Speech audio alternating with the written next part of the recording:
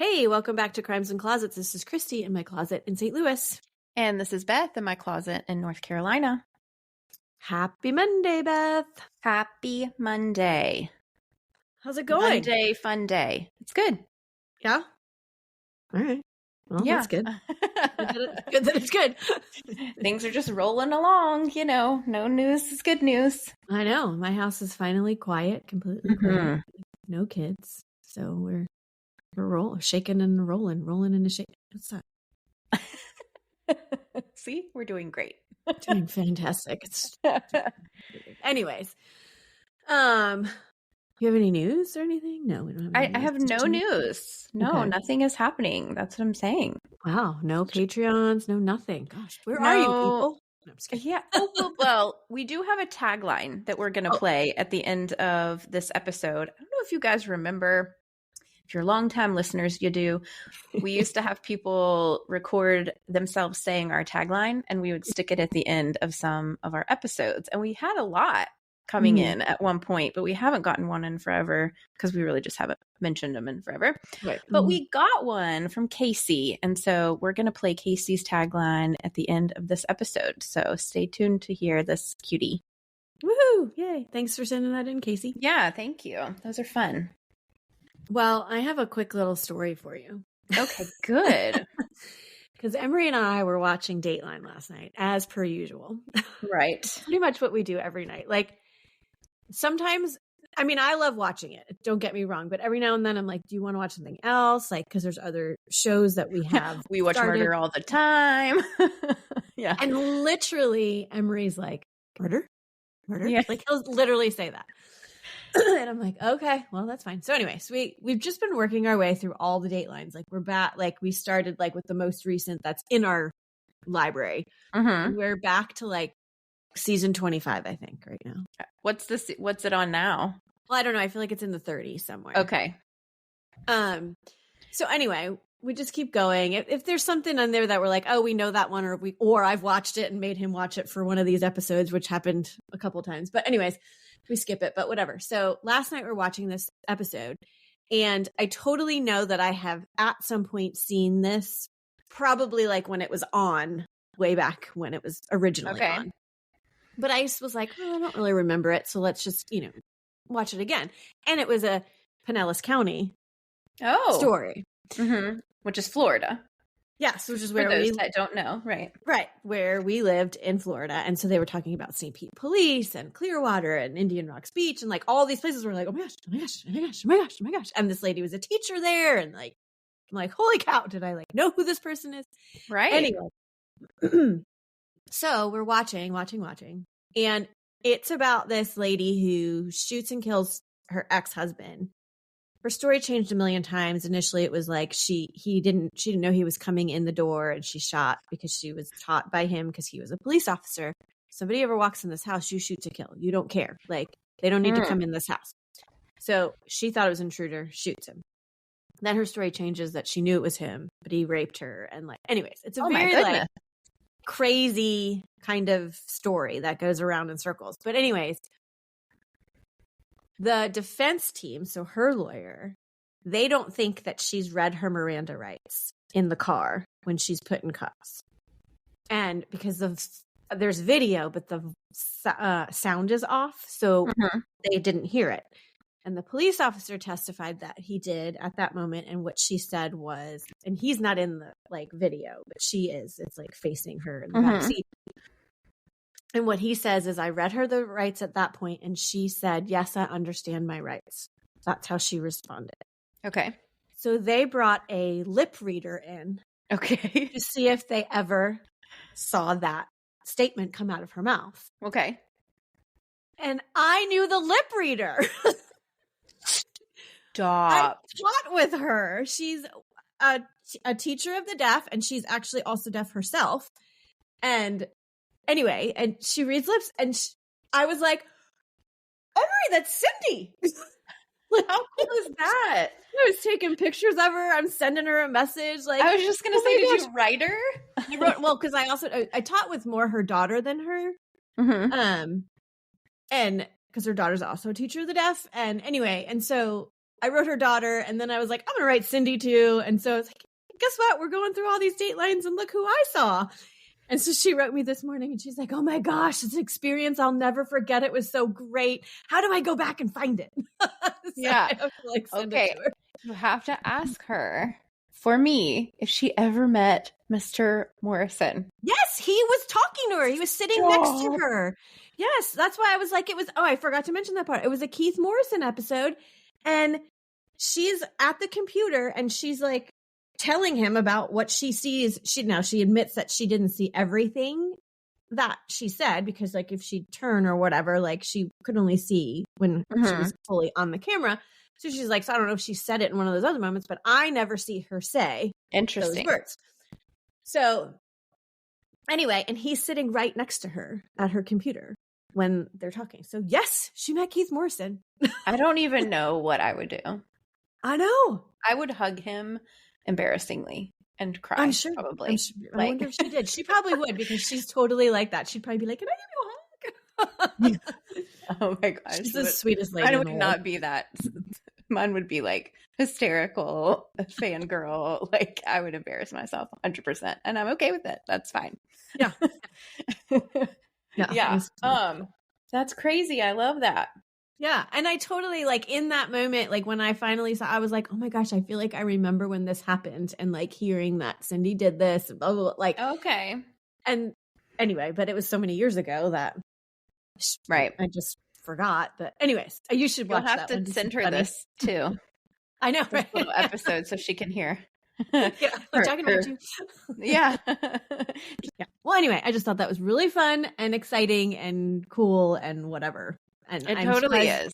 That I've also never done this case just because it's Pinellas County, but I know. Anyway. Listen, Pinellas County is in the news right now for some reason when it comes to like podcasts and stuff. It seems like every podcast that I don't listen to that many, honestly. So the two that I listen to have been doing all these Pinellas County cases recently. Oh, that's interesting. And I just heard this one podcast. I'm going to have to try to find the name. It's not one we would cover, but it made me think of you because you have a bird. This couple, I think it's he kills her. Husband kills wife, or wife kills husband. No, husband kills wife. That's what it is. And they had one of those big giant parrots. And the parrot like remembered the argument that they were having and repeated it over and over and over again. And you can hear, and does like a female voice and then a male voice. It's one of those really smart parrots. I can't think of the name, but like you can hear the distinct voices. The parrot is like parroting what he heard, and you can hear the distinct voices. And they use a recording in the daggone trial of the parrot. Oh, so the that's parrot amazing. Testifies against the murderer, essentially. That's amazing. Isn't that crazy? And you can hear the man or whoever it was that got shot. You can hear them say in their voice, "Don't shoot, don't shoot." Yeah. Oh man, crazy? I kind of want to listen to that now. I know. It is real. I'll have to find it Okay. and send it. But like maybe just do parrot. I'm sure there's only one. Yeah, probably. Where the parrot like testified. Yeah, probably. Wow. Cool. Wow. Yeah. I don't have anything cool like that in my current case that I'm about to tell you. Okay. Well, I believe you. But it is a whirlwind. Okay. So, anyway. All right. Well, let's do it. Ready for it. Okay. I'm ready.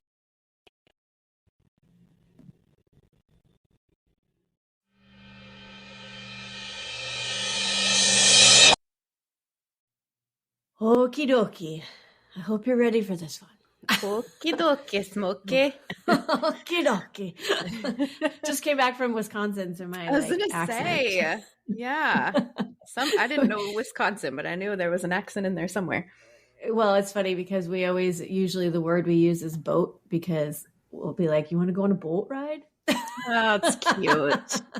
And then they also use those little like paper boats for like, meals, or not meals, but like, a snack, those little like red and white things. Oh yeah. Like the hot dog things. They call them boats. All right. Be like, "Hey, Betty, you got any boats?" Anyways. Okay. End scene. Yeah. Okay. So this one was recommended by our friend over on Instagram, Paige. Paige. So thank you, Paige. Thank you, Paige. It has taken me a while to get to it for various reasons, but I finally am doing it. This is the story of Terri Jentz. Okay. Terri Jentz was from Western Springs, Illinois, which I did not look up, shockingly, since it's right there. I was going to say, that's over your way. I know. So I'm actually surprised that I didn't wonder where, because I've never heard of Western Springs. I'm actually looking it up as I talk.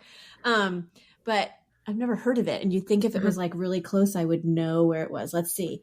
It is near, well, kind of like west of Chicago. Okay. So that's probably why I don't really know. Because like Chicago's like 5 hours away. So I would probably have it. Anyway. Okay. She was born in 1957. So that would make her 66 years old today. And as the subject of this week's case, it is a bit crazy that she made it to 66. Oh, okay. So that means that she is a survivor. What? Yes, she is a survivor. Oh, which is coming up for us in September over on the Patreon. That was my next thing is, as you all know, we do Serial Killer September over here on this feed, which will start next week. But over on the Patreon, we do survivor stories to kind of even things out. So today's case is going to be a little bit of taste of that to wet your whistle to see if you want to go check it out. Yeah. Yes. There we go. So the other fun thing about this week is that I have a book to give away. And it is a very large book. Oh, it is a large book. It's like 710 pages. And it's not like this episode won't be a total spoiler of the book, because sometimes it's like, well, we read the whole book and we gave you most of the information. So if you're winning it, you're just reading it to like kind of read it for entertainment. And anyways, I did not read this entire book. One, because it's so long, and due to outside circumstances, I needed to do this case before I was able to tackle the entire book. So there's so much more. And plus, even if I had, honestly, I would not be providing every detail that's in this book because it's just, there's a lot. There's a lot more detail in the book. And so go ahead and try and win this book so that you can read it. And then maybe you can tell us about all the details. There you go. The book is called Strange Piece of Paradise, and it is written by Terri herself. Cool. Yes. It chronicles the vicious attack on her and her friend, and then her journey back to the scene and her investigation on who did this crime and why they got away with it. Oh, so, no. There you go. Another spoiler. It's unsolved. Or maybe I should say there's just no justice served, because I personally think it's solved, but nobody has paid the price for it. So okay. Terri is a very determined and driven person. She was accepted into Yale University. Whoa. And would start the fall of 1975 at Yale. When she arrived, she was assigned to a quad on campus, which I'm sure I don't have to explain it, but basically it's like 4 rooms and you have roommates in each room and you all share this like common area. Yes. And I really love the idea of that because I did not have that in college. Oh, really? No, we just had individual there was no rooms it was an old hotel, so the rooms were like really small. Some of them were a little bit bigger, but anyway. So the thought of like having that many people all right there that you could like get to know intimately right away, or for like freshman year, just seemed like a really neat idea. So yeah, I wish I had that. So, okay.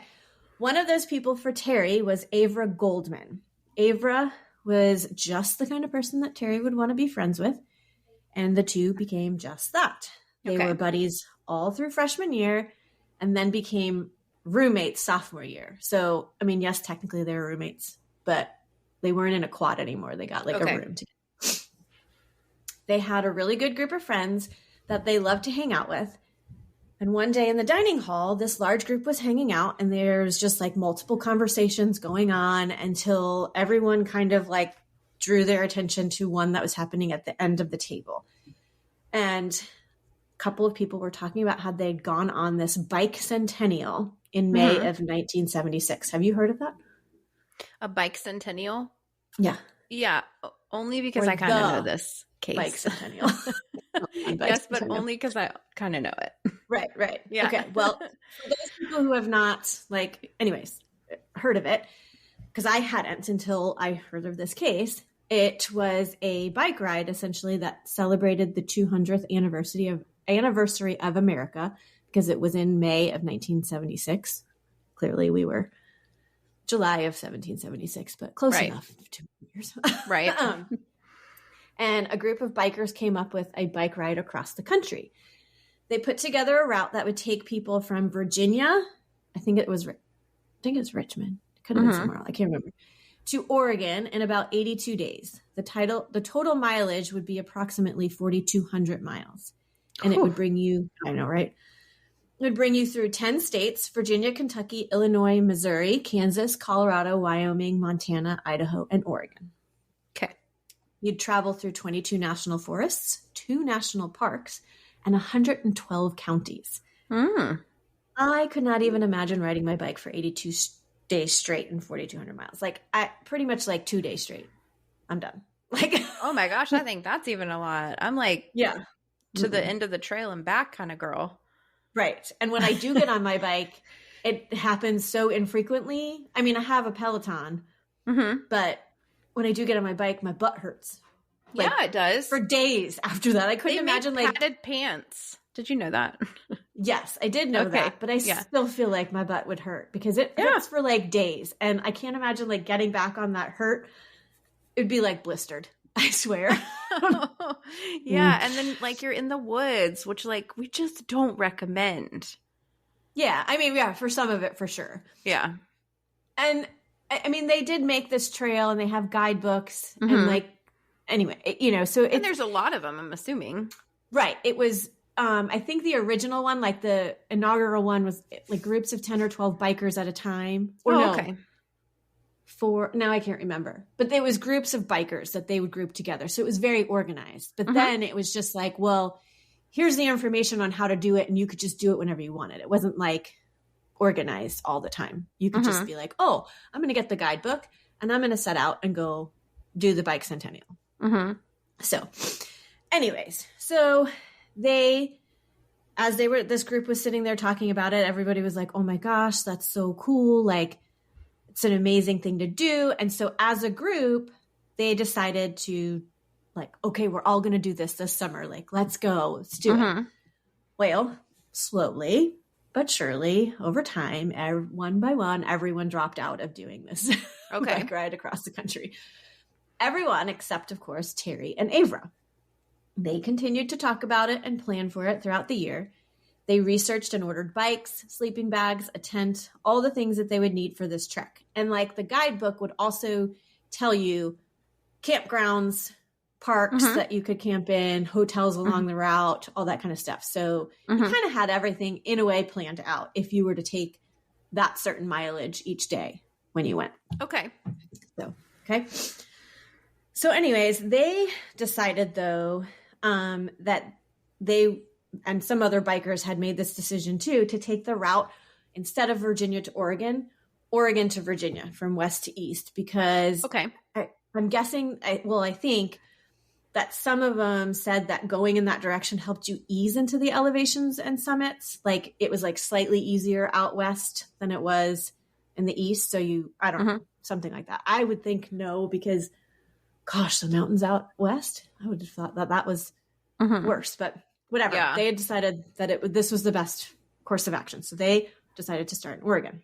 And you're closer to home when you finish too. Because Harvard, you said, right? Yale. Yeah. Yale. So they would be on the East Coast. She's from Chicago and Avra was from Massachusetts. Okay. Your favorite place. Yeah. Impossible to say. So yeah, they would end up back towards, and I mean, it would take them pretty much almost up to when school started. So maybe they would even then go straight to school. I don't know. Right. Makes sense. I don't really know what their plan was, honestly, but okay. So I also assume that there would be some training involved because, I mean, clearly you run a half marathon or marathon, you train. you're riding 4,200 miles, you probably need to get your butt calloused a little bit. Yeah. So that you're not hurting when you go. Right. So anyways, but I did hear from one source that they were not training very much, which would be hard. However, I do know that they went for some sort of training ride about a month before they planned to go on this journey. So while they were still in Connecticut, which is where Yale is, they did a ride. I don't know how many miles they did that day, but they did a ride and camped in a local park or campground.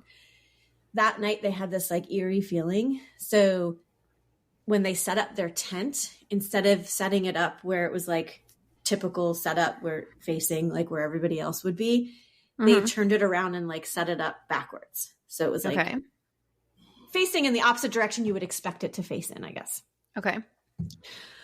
So during that night, they were awakened by someone standing over their tent, and they could see the person's hands like outside of their tent, likely looking for the entrance since they were expecting it to be in the front. That's but creepy. It was turned around. So since the tent was backwards, they couldn't find it. So anyway, Avra yelled loudly, "Leave us alone," and the person quickly left the area. So assuming that there were several other people close enough to hear them yelling and draw their attention, that scared him or her away. So, oh my gosh, that would be the day I quit. I know. I'd probably be like, yeah, no, we're not doing this. Nope. I'm not doing this anymore. So anyway, likely them turning it around saved their lives that night. But. Absolutely. So this really freaked them out. And so then at that point, they made the decision that, okay, we are only staying in those suggested areas and official campgrounds along that route. We're not going to like all of a sudden decide to stay on the side of the road or some random place. Like we're going to stay where other people are. Yes. Good. So at some point during the year, Terri went home on break to Avra's house in Massachusetts. And although both sets of parents were concerned about the two making this trek, they supported them. During their trip to her home, Avra's mom asked Terri to take very good care of Avra while they were out there on the road. And this was a promise that Terri had no problem giving her mom. She was like, of course, obviously, I will do that. So the two girls, 19-year-old Terri at the time and 20-year-old Avra, were set to meet in Chicago in June of 1977. Avra would travel there from Massachusetts, and then the two would get on a Greyhound with their bikes and all their gear and make the 3-day voyage on the Greyhound out to Oregon. Okay. While on this bus, the two became friendly with a young married couple, Mark and Kathy Rennenbach. The couple were also planning to take the Bike Centennial route, except their plan was only to take it as far as Colorado. So they weren't doing the whole thing. Okay. They talked about how excited they were and eventually decided they were all going to take this journey together. Okay. Which is a smart idea, I guess. Yep. They arrive in Oregon and make their way to the starting location, which is in Astoria, Oregon. I'm going to stop real quick right there for a quick side note. Because, Beth, do you know the importance of Astoria to me? No. Why? The Goonies. Oh. You were just there. Yes. So that's the town where all of the houses that the kids lived in. So they filmed there. That's where all the houses are. So if you go there, you'll see all of those houses still. That's so neat. Goonies never say die. Exactly. They never do. So anyway, I was close to it. Like you mentioned, I was close to it. I was like 30 or 40 minutes away, or maybe it was 50. Well, you saw the rock. I did. That Haystack Rock was where we stayed right outside of that. But Astoria was like less than an hour away, and it was Goonie like weekend, anniversary weekend. Oh, how fun. I was like, oh my gosh, had I known, I would have totally gotten up one morning and been like, I'm going to Astoria. You guys can sleep. I'm going to go check out what's going on in Astoria. Yeah. You know there's some sort of festival going on up there. So anyways, I was super close when we were there, and I didn't go, so I'm so mad. Anyway, back to the case. Okay. Unfortunately, Mark and Kathy had shipped their bikes, and they got lost in transit, so they were not going to be able to start at the same time as the girls. Oh, darn. I know. So Terri and Avra woke up early one morning, the morning of June 16th, 1977, for their momentous bike ride. They started down the coast of Oregon. That night, they set up shop at a campground. That was in their book. On day 2, June 17th, they continued down the coast leisurely until they met back up with Mark and Kathy because they had gotten their bikes and they started the trek. Okay, I feel better now. Yes. The girls had to pick up their pace a little bit, clearly, since Mark and Kathy caught up with them after not being able to start at the same time to keep up with them. But they were like, okay, we can do this. By the third day, June 18th, there was a little bit of tension starting between Terri and Avra. Terri was not sure why, but she could just feel it because Avra seemed to be connecting more with Mark and Kathy and somewhat avoiding Terri. They rode about 60 miles that day, and at some point, Avra made a comment that, I don't know if we can make it to Virginia. Okay. She's kind of like me. Day 2, done. Like, right. She made it one more day than I think I would have. Yeah. So Terri was a little bit impressive still. I know. I mean, considering like they went 60 miles that day. I don't even know what they went the first 2 days, but probably a lot. So Terri was surprised by this and also a little bit unhappy because like for her, that wasn't an option. No, we're making it to Virginia. Mm-hmm. We're going. Right. So anyway, this kind of journey takes a toll on your body. And there's not much information on day 4 in the book, but they clearly continued their ride. Day 5, June 20th, they're going to ride about 70 miles, and it was along a fairly flat road in Willamette Valley, which also is special to me because that's where I love my Pinot Noirs are from there. Oh, okay. Yes, specifically Willamette. So that night they checked into a hotel, and it was very exciting to them because they actually had a bed to sleep on. So they go shopping that evening, I guess, and the girls bought the same shirts. They were kind of big on having similar outfits. I'm sure, like your best friends, you're like, we're going on this great thing. We should wear the same shirts this day and so whatever. So they buy the same shirt, and on it says or-y-gun because they had been hearing stories from residents in Oregon about they have to correct outsiders from saying how to say the name of because people will be like Oregon or not Oregon, they'll say, but it's what do you Oregon. Say? Oh, Oregon.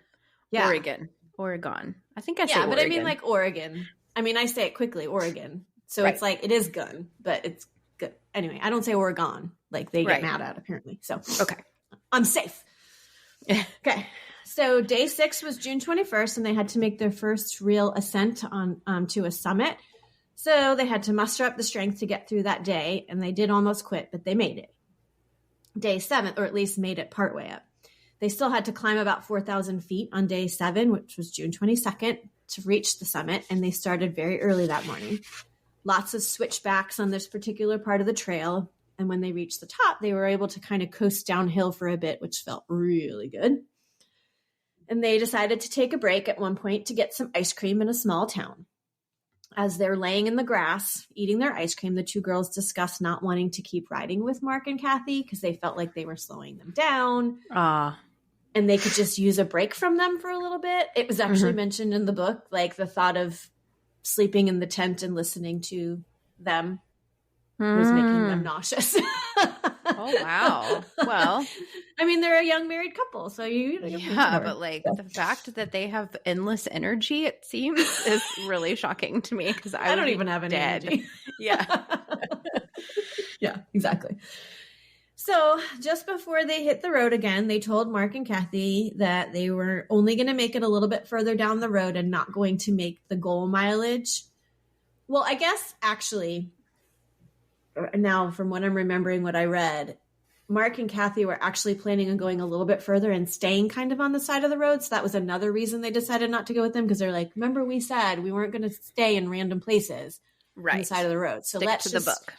Stay like not make it the last 4 miles that they're making it and stay in this park that is on the path. So, okay. So they're like, we're not going to make it. You go on without us. And they said, okay, so then let's plan on meeting the next night in a town called Mitchell. I'm like, okay, great. We'll do that. So they rode a bit further together, and then Terri and Avra broke off and stopped at a park called Klein Falls State Park, which was just along the Deschutes River, which is just slightly north of Bend, Oregon. Okay. The girls set up their tent and turned in early as they had another long day ahead of them. Around 11:30, Terri was awakened by the sound of a car engine coming towards them and headlights. Then suddenly, Terri felt crushed and could barely breathe. the car had run over her and just stopped. Oh my gosh. It's like on her collarbone, shoulder area. Just sitting there? Yeah, just stopped. And then the person gets out of the car and walks over to the tent, and Terri remembers hearing something being swung and hitting something softly, like 6, 7, 8 times. I don't know. She doesn't remember. Oh, no. She then felt something hit her in the head and then in the arm. And then the person walks away, gets back into the car. Terri thinks they're leaving, but all they do is back the car off of her and then get back out. When Terri opens her eyes, she sees a man straddling over her. All she sees is like his cowboy boots.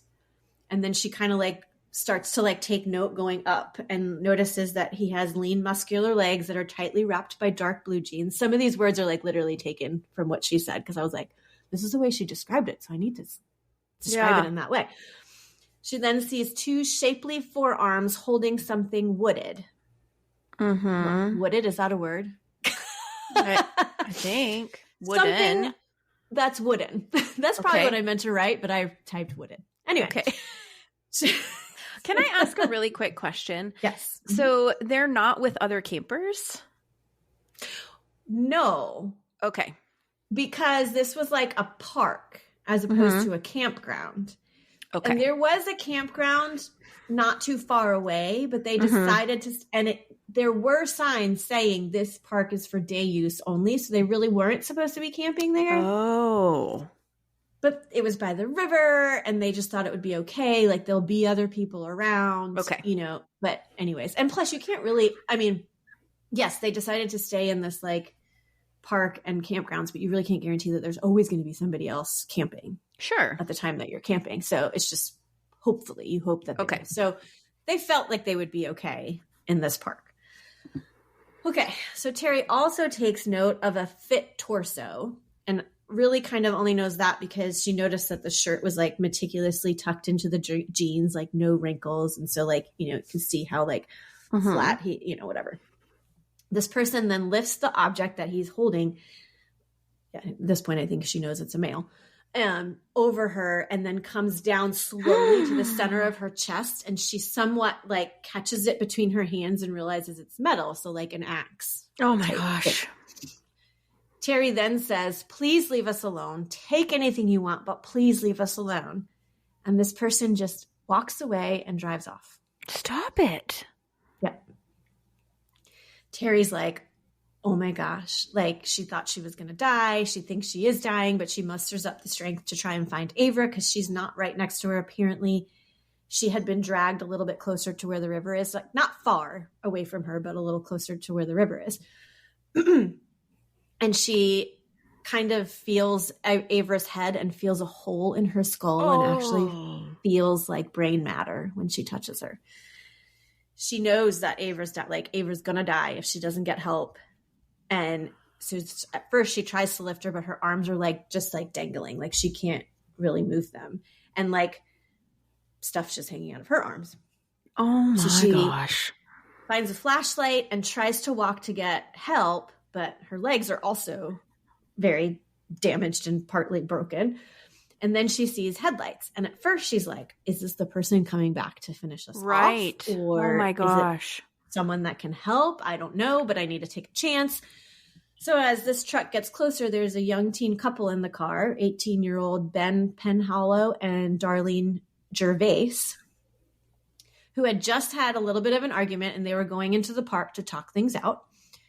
They stopped because they had seen the like flash of her flashlight, and she's also just standing there, and they realized that she's majorly injured because she's got blood dripping from her hair and it's matting her hair down. And so they get out, and Terri's yelling about her friend, like, go help my friend. The couple go over and pick, I think they thought maybe she was dead, but then she made like a moaning sound. So they realized she was alive. Gosh. So they're like, they pick her up, you know, like by the arms and legs or whatever, and get her into the truck. And Terri's yelling at them to gather all of their belongings. Like, get the bikes, get the tent, get the sleeping bags, everything. And the couple's like, dude, we got to get you somewhere. Help. Yeah. We need to leave this. And she was like, no. She was in such shock. She didn't even realize how injured she was. Right. I mean, I'm assuming that, or she had some other reason for wanting all of these things out of there. Like, I don't want any trace of us there. What if this guy comes back and he finds our IDs or whatever? Like, I don't know. Maybe that's where her head's going. Like, just take everything. She wanted everything out of theirs. So they obliged, get it all in the back of the pickup truck, drive them into town to get them help. And the two girls are transported to St. Charles Medical Center in Bend. When Terri wakes up in the hospital, she's found out that she has 2 broken arms, one of which was hit by the axe and it had severed the bone, which is why it was just dangling when she was trying to use it. And honestly, like the adrenaline, she didn't really feel the pain until she knew they were getting help and she could relax. And then all of a sudden, like, that's when it's like set in that, oh my gosh, how much pain am I in? Both legs were broken. She had cracked ribs, a crushed lung, and a broken collarbone. Wow. Yeah. Avra was in very serious condition. She had 6 axe wounds to her head and needed emergency brain surgery, which lasted somewhere around 9 hours. Oh, my goodness. There was a broken piece of bone that had lodged in her skull in such a way that it stopped her from bleeding out. Oh, my gosh. Right? Wow. Every time Terri would wake up, because she probably was like in and out of consciousness, and would ask, like, how's Avra? Is Avra okay? Basically, the answer was always, she's still in surgery. We don't even know if she's going to make it through. Still in surgery. So anyways, finally, she wakes up. They tell her Avra was out of surgery and had made it through. Avra did lose her eyesight due to where the injuries were in her brain. But over time, it would heal and her eyesight would come back. It would just take a little bit. Oh my gosh, this is amazing. Look, these girls were not meant to die that day. Nope, not at all. Nope, they're totally alive. What? So Both Avra, of them? yeah, she survived and her eyesight came back. Holy moly. Yeah, but she has zero memory of any of it. Oh. Like, does not remember anything about it, which is a blessing. Like, she knows she was injured and she knows the story, but she has zero memory of any of it. So she doesn't remember, like, getting hit by that axe and feeling that pain. She just remembers waking up and having no eyesight and then it coming back however many weeks later. So there's an article in the Boston Globe where Avra discusses the incident a little bit, but not really, just like what she knows, what she's heard of it. But a majority of it is just how she has faith in humanity because of the people who helped save her. And also the people that are sending her like letters of encouragement and whatnot. So Avra no longer speaks to anyone about the attack, including Terri. Like, she has refused. And over time, the two of them have lost touch, unfortunately. And actually, in Terri's book, The Strange Piece of Paradise, Terri even changed Avra's name to Shayna. And I'm assuming it was to help her keep some sort of anonymity or whatever. But her name's out there. Like, everyone knows who it was. Clearly, she did one interview. But she just, I guess, just felt like it was the right thing to do to change her name. She's protecting. Like, right. I got it. That's respectful. Yeah. So, okay. When Terri woke up in the hospital later that day or the next morning, Mark and Kathy were there. I don't know how police knew to look for them. If like maybe Terri mentioned a couple they were riding with at some point. Cause like there's not a whole lot of detail about like, you know, those immediate like conversations right off the bat. But police had tracked them down to ask them questions. And the couple were like, oh, we're supposed to meet up with Terri and Avra at the next stop. And so then the police inform them of the attack and they go straight to the hospital to check on them and whatnot. When the girls were well enough, they both went home to heal further, you know, in the comfort of their own homes. Police were out to the crime scene within 30 minutes. So like by midnight, they're out there checking things out. They quickly come to the conclusion that the vehicle that came in was some sort of truck with bald rear tires. The right front tire was also bald and the left front tire was fairly new and it had a distinctive tread pattern. Okay, good. After interviewing some people, who had stated seeing a red pickup truck in the area. Oh, no, wait, I'm sorry. After viewing, oh my gosh, words are hard. Words are hard. They interviewed people, and those people had said, several of them, that we saw a red pickup truck in there with this white, what is it, like a bed top? Like a topper? You know, like it goes over the bed of the truck, I guess. Yeah. Okay, yeah. I think it's just a topper. Yeah. Okay, I couldn't remember what it was called, so I was just like, bed top. We know what you mean. Yeah. Also, within a few weeks of the attack, a local girl had come forward and told police to look into a Richard, quotes, Dick Dam. Dick Dam? Yeah, they call him Dick. His name is Dick Dam, but his, born name was Richard. Oh my gosh. All right. Oh, just wait. There's something else funny that happens with this name. Okay. She was 17 and Dick was her boyfriend. So the police bring Dick in for an interview several times, and they find out that the week of the attack, Dick and his girlfriend, Jane, as in Dick and Jane. Dick and Jane. Elementary school teacher in me. Like, seriously, Dick and Jane. There's so many books about Dick and Jane. I know. It's not this Dick Dam. Nope, it's not this Dick and Jane. Okay, so Dick and Jane had an argument that week, and it is asserted that Dick thought Jane might be camping in that campground that weekend and went to attack her. And when he came face to face with Terri, because he initially started attacking through the tent, didn't know who he was hitting, but then when he saw Terri as her face, he realized his mistaken identity, and that's why he just picked up and left. Oh. That's what they're assuming. Okay. I mean, that makes sense. It does make sense.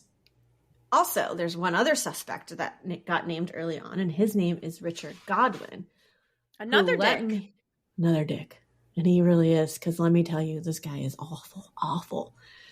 Richard Godwin had been arrested in 1977 for sodomizing his 5-year-old niece. So I think that's why, he got like on their radar, because he had just been arrested and done an awful thing.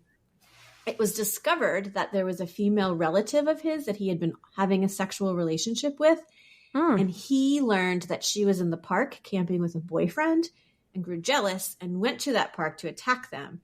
So, which also was a mistaken identity. When he saw who it was and realized who it was, he left. Okay. So they're really thinking the fact that this man left them alive. It was because they were like going for someone. And then when they realized it wasn't, they're like, oh, shoot, and just left. So, oh, shoot. Oh, shoot. Oh, shoot. Oh, Dick Dam. Yeah. So Terri was shown a picture of Richard, but she said that he did not match the physique that she remembers of the attacker that she had taken such careful note of. I was going to say, she seems to remember it so vividly. Right. In the book, she actually remembers thinking, like, when she was describing it in the way she was like, holy crap, is this weird that I'm like attracted to this body? And as this is happening, like, like that's what it sounds like, Like, this looks like a good looking man. Right. Yeah. Huh. Anyway, but anyways, she definitely took note. And she also thought it was a plaid shirt that he was wearing. I don't know if I mentioned that, but okay. So Richard Godwin would go on to be arrested in 1979 for molesting his 5-year-old daughter. Oh my gosh. Oh, sick man. And when he was taken into custody and they searched his trailer, they found a skull on his nightstand that he was using as a candle holder. And this skull was the skull of a 5-year-old girl he had kidnapped and raped and then beheaded. I'm done. Real gem, huh? No way. Yeah. I mean, shocked we have not come across this guy as for real. Yeah. Sickening. Oh. Okay. He was convicted. We don't have to cover him because I'm covering him right here. Okay. He was convicted and was still in jail until he died at the age of 77 in October of 2022. He had been denied parole several times as they still believed he would be a threat to society. Yes. So he did. He gone. Oh my. He lived to be 77 though and did all that. I know. Sickening. Gross. Anyway. Not too many leads. I mean, leads did come in. People were talking, but they really didn't lead to anything that was substantial that they could really go on and make an arrest. So by 1979, 2 years after the attack, the case kind of grew cold. And it's not known if it was because the girls didn't live there. And so nobody was really pushing hard to get it, because they left and went home and, went on with their lives the best they could. Or if by that point, after 2 years, they weren't very close to figuring it out. And so they just moved on because the statute of limitations for attempted murder at that time in Oregon was 3 years.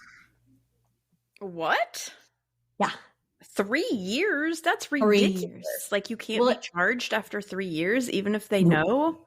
Nope. That's not like that now, is it? No, it moved eventually to 6, and now, from what I can tell, there's no limit to it now. No, there should never be a limit. Yeah. So, not much is said about Avra post-attack, because like I said, she stopped talking to people, and she doesn't remember it, so she's kind of like, I just want to move on with my life.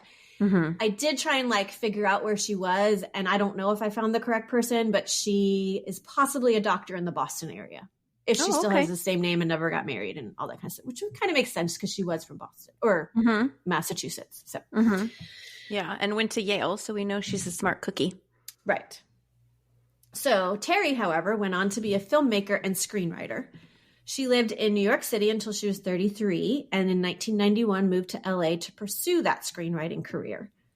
When she moved, she had to downsize a bit and ended up selling, because she's moving across country, her bike, the one that she used on the journey. Whoa. She had kept it all those years, along with the bloody sleeping bag. She did not sell the bloody sleeping bag, but she got rid of it. She had held on to the sleeping bag that she was in that night. Oh my gosh.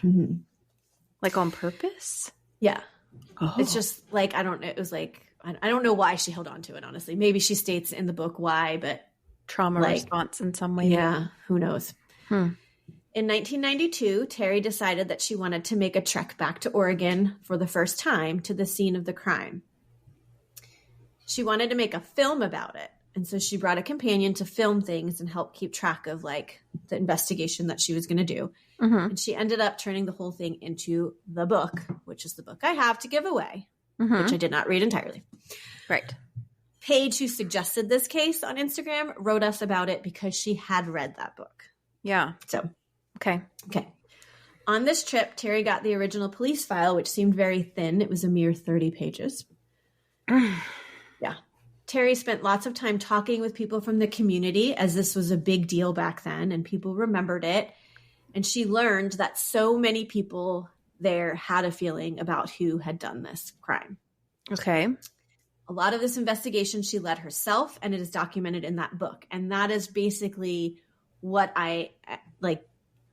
you would find probably interesting if you read this book, because it's like detailing everything and who she talked to and what they said, which it's 710 pages. So that would make for a very long episode if I were to like dive into all of that. So anyways, okay. So the people that she spoke to all seemed to point the finger to Dick Dam. Dick Dam. He was described by many people as just plain evil, like had that evil look in his eye kind of thing. He went on to have quite an extensive criminal background. And as late as 2006, he was in prison awaiting a trial for robbery and assault charges. So he just went on to keep doing bad things. Great. He apparently never treated women right in his life and was very abusive. Terri spoke to the girl who helped save her, who is now married, not to that boyfriend that she was with in the park, but spoke with her. She also spoke to a classmate of Dick's who sat down with her, and he spoke about, again, how evil he was and just had that look in his eye, and he was never nice to women. Again, he recalls after the attack seeing the hatchet that in Dick's van. So people were calling it an axe, but they said it was more of a hatchet. I don't know what the difference is. Okay. So anyway, I probably don't know that I honestly do either, but either way, I would not want to be attacked with one. No. It's still like essentially the same kind of weapon. So he said he saw it hanging there in Dick's van and he took it out and held it. Dick told him he had just gotten it back from the police as they had seized it after the attack, but I'm not sure why they would have given it back to him. But it is the late 70s and forensics were not what they are now. And, they didn't have enough evidence, I guess, to prove. But also, I don't even know if that truly happened. Did they really take it and he got it back? Or was he just saying that? I don't know. So this friend even stated that he made a comment to Dick saying that, I know you did it. Everyone knows you did it. And Dick's response was that you can't prove it. Cops can't prove it. No one can prove it. That is really scary. I know. To like be faced with a person that you think brutalized two people and almost killed them and tried to kill them. And to be like, we know you did it. Like confront them in that way. Yeah. Well, apparently this guy was like, I don't know. There's a whole like chapter on the conversation with him and his wife. And he was very like, I wasn't afraid of him. I gave him crap in high school, so I wasn't afraid of him, you know, so he was just forward about it. So do we know, and if you're going to get to this, please shush me, did he have access to a truck? Yeah. Oh, okay. Here we go. You're right on the nose. Terri also spoke to Jane, the old girlfriend of Dick's, and she shared with Terri everything that she shared with police, apparently. She even told her that the day after the attack, Dick showed up at another park and beat her and tried to drown her. So he was after her that day. Oh. Yeah. Again, so that could back up the theory that he went to the park looking for her and it was mistaken identity. Her and her parents tried to press charges on this at the time, but the police dismissed them and said this is teenage drama and just moved past it. Drowning someone is teenage drama? I need their number. Apparently in the 70s it was. Oh my gosh. That's awful. Yeah. And she like goes on, I want to say I read somewhere in the book that it's like she goes on to have like a 30-year relationship with this guy, like on and off. So like, well, I don't know if that's true or not. You know, like there was a lot of rumors that were stated in this book that like said, no, that didn't actually happen. But I don't know. She did have quite, because, you know, like victim, what is it called? Gosh.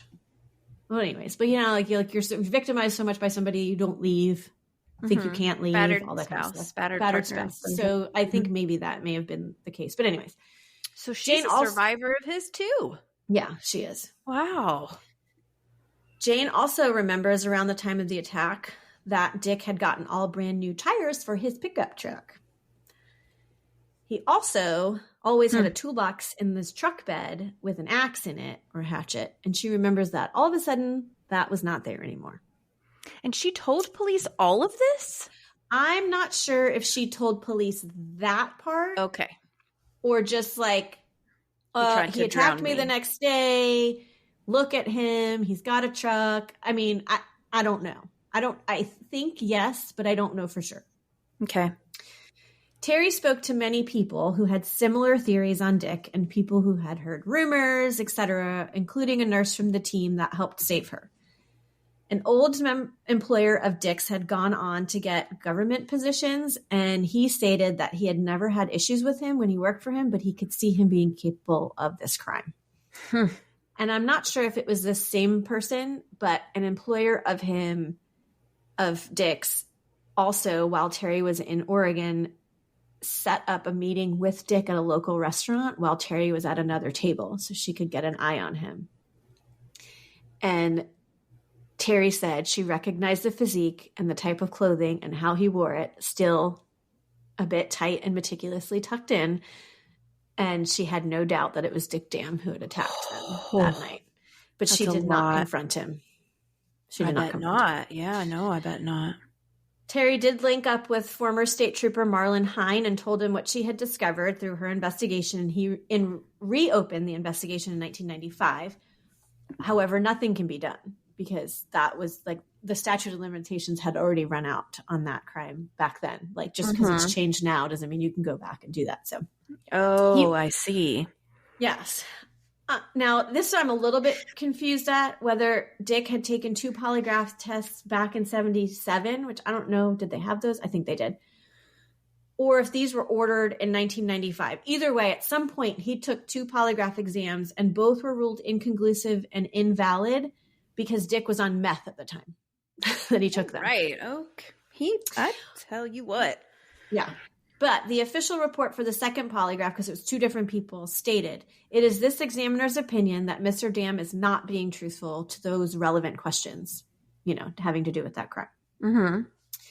A prosecutor in the area is also convinced that if he had brought him to the grand jury and with everything that they had, that he would get an indictment. No questions asked. Unfortunately, we will never know and never get justice for this vicious attack on Terri and Avra due to the statute of limitations. Terri has said that writing the book has been very therapeutic. She went through so many years of torment after this attack, as did Avra. So when she wrote this book, she felt like getting it all out and like going through this investigation really kind of helped her kind of not move on, because you're never going to like forget this thing, but it just did help her like heal in some way. Yeah. So if you think you'd like to win this book, keep an eye out for how to enter the giveaway on social media this week. Yeah. And you will have very detailed information on Terri's journey back to Oregon and all of her investigation that she did out there. Why would that statute of limitations not be retroactive? Because it would cause so much work for them. I guess, yeah, because then you're like talking about going back and like reopening however many cases. So I'm guessing if that was the law then, when that crime was committed, then that's the law. Wildly ridiculous. I agree. And I don't even know if that is truly the case, but everything that I have read on this is like, we'll never get justice because of that statute of limitations. So I'm assuming that is the case, that because that's what it was back then, this crime is not going to be solved. Although I think it's solved, just no justice for it. Right. Well, it's not been proven, but right. And where is he now? You said something about 2006 he was in prison. So is he still there? I don't know. I didn't honestly. I didn't look up to see. I mean, I did like Google him, but you know how many Richard Dams there are? I don't actually. I feel like there couldn't be that many. There's some more. So I was just like, I can't like dive into try and figure. I mean, I guess I could have looked up in the Oregon like prison system, which I didn't. Yeah. But I'm just assuming that he's either in jail or I don't know. I don't know where he is now. He wasn't clearly when she went back in the 90s, but then like I said, as of 2006, as late as 2006, he was waiting. So, well, I hope for her that he is. Like, I hope that she doesn't have to worry about writing this book and him coming and like after her or whatever. You know, like I hope she at least has that they both have that security that he can't come for them or whatever. Yeah. And there's like not a whole lot. There's a Wikipedia page. There are a few articles, but like other than that, there's not a whole lot of information out there. So really the only place to get it is this book. Yeah. Yeah. Well, I'm glad that she wrote it and it was healing for her and that seems to have taken her power back by confronting all of this and going there and all that stuff and literally solving her own attempted murder, essentially. Wow. Wow. Well, thanks for doing that. Yeah. And thank you to Paige for writing in. The survivors, we were talking about how Serial Killer September is so difficult and heavy, and that we like to balance it out with survivors. But like, difficult and heavy.